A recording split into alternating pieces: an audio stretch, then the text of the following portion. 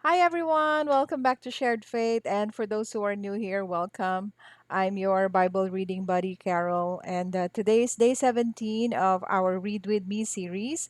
We're diving into Genesis chapter 42, kung saan makikita natin ang muling pagkikita ni Joseph tsaka yung mga kapatid niya after more than 20 years. Pero hindi siya agad nakilala ng mga kapatid niya. Bakit nga ba? That we will discover, okay? So before we start, let's do a quick prayer.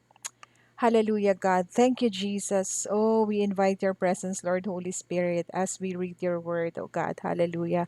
Lord, maraming salamat po sa panibagong araw na to, Panginoon, sa panibagong pagkakataon para po kami ay makapag-aral ng inyong salita. Ama, binubuksan po namin ang aming puso, O Diyos, sa anuman pong matututunan namin, O God, as we read your word. Forgive us, Lord Jesus Christ, from our sins, O God. Cleanse our hearts from all unrighteousness, O Lord. And Holy Spirit, we ask that you guide us, you lead us, O Lord. We come against any distraction, Panginoon, sa aming pag-aaral ng inyong salita sa mga oras na ito. Salamat po, O Diyos. This we pray in Jesus' name. Amen, amen, and amen. So, okay, start na tayo. Let's dive in. Genesis chapter 42. When Jacob saw that there was grain in Egypt, Jacob said to his sons, "Why do you look at one another?" And he said, "Indeed, I have heard that there is grain in Egypt.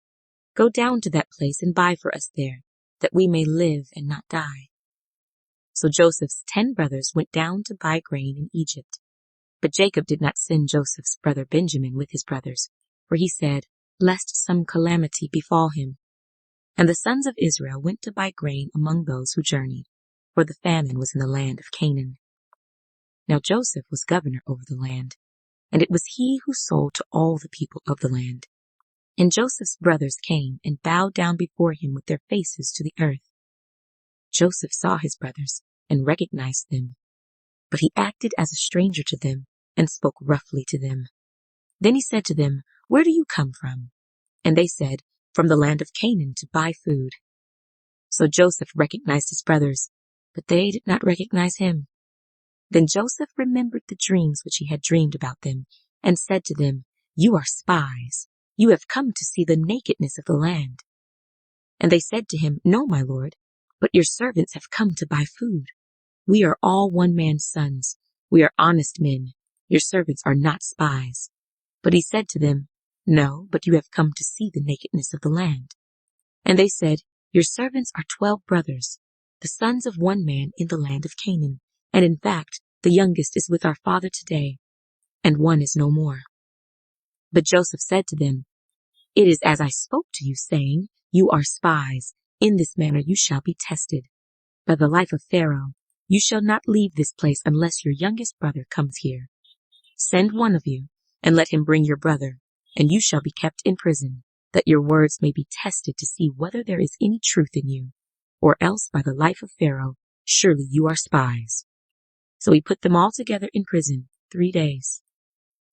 Then Joseph said to them the third day, "Do this and live, for I fear God. If you are honest men, let one of your brothers be confined to your prison house, but you go and carry grain for the famine of your houses, and bring your youngest brother to me, so your words will be verified, and you shall not die." And they did so. Then they said to one another, "We are truly guilty concerning our brother, for we saw the anguish of his soul when he pleaded with us, and we would not hear. Therefore this distress has come upon us." And Reuben answered them, saying, "Did I not speak to you, saying, 'Do not sin against the boy'? And you would not listen. Therefore, behold, his blood is now required of us." But they did not know that Joseph understood them, for he spoke to them through an interpreter. And he turned himself away from them and wept. Then he returned to them again and talked with them. And he took Simeon from them and bound him before their eyes. Then Joseph gave a command to fill their sacks with grain, to restore every man's money to his sack, and to give them provisions for the journey. Thus he did for them.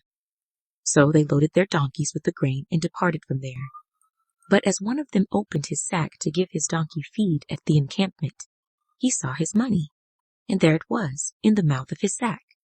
So he said to his brothers, "My money has been restored, and there it is, in my sack."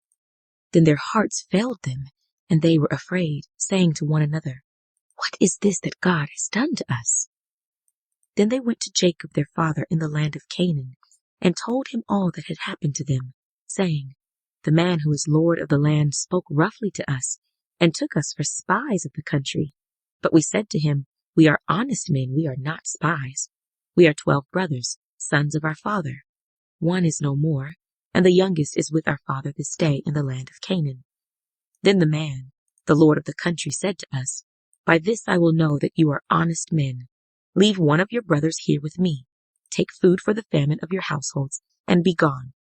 And bring your youngest brother to me, so I shall know that you are not spies, but that you are honest men. I will grant your brother to you, and you may trade in the land. Then it happened, as they emptied their sacks, that surprisingly each man's bundle of money was in his sack. And when they and their father saw the bundles of money, they were afraid. And Jacob their father said to them, You have bereaved me. Joseph is no more. Simeon is no more.